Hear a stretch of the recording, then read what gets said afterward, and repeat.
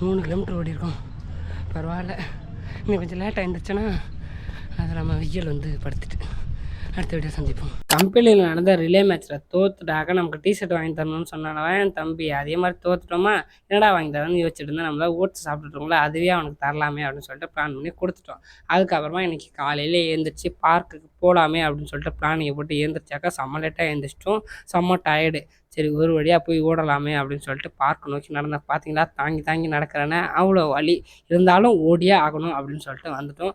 நம்ம நினச்சதை முடிச்சே ஆகிறோம். இன்றைக்கி ஒரு நாளாவது எப்படியாவது 5 கிலோமீட்டர் ஓடியே ஆகணும்னு சொல்லிட்டு தான் மைண்ட் செட்டை ஃபிக்ஸ் பண்ணிட்டு கிளம்பி வந்தேன். ஆனால் வந்து ஸ்டார்ட் பண்ணிவிட்டு ஓடினேன். கிட்டத்தட்ட கரெக்டாக ஒரு 3 கிலோமீட்டர்லாம் எனர்ஜிலாம் லாஸே ஆகாமல் ஓடுறேன். எனக்கே ஆச்சரியமாக இருந்துச்சு. பரவாயில்லடா, 3 கிலோமீட்டர் எனர்ஜி லாஸ் ஆகாமல் ஓடிட்டோம் அப்படின்னு தோணுச்சு. அதுக்கப்புறம் போதும், டைம் ஆகிடுச்சு, அப்புறம் நமக்கு நிறைய வேலை இருக்குது அப்படின்னு சொல்லிட்டு அப்படியே கிளம்பி வந்துட்டேன். வரும்பொழுதே இன்றைக்கி நமக்கு டிஃப்ரெண்ட்டாக ஒரு சாப்பாடு, டிஃப்ரெண்ட்டாலாம் கிடையாது, ரொம்ப நாளாகவே பிரிஞ்சு சாப்பிட்டுருக்கோமா, அதனால் இன்றைக்கி என் கண்ணில் இந்த கடை பட்டுச்சு, இட்லி கடை. அப்படி பார்த்துட்டு இட்லியை வாங்கி முடித்து சாப்பிட்டுட்டு இன்றைக்கான நாளை முடித்துக் கொள்கிறேன். நன்றி, வணக்கம். அடுத்த வீடியோவில் சந்திப்போம். இணைப்பில் இருக்கவும்.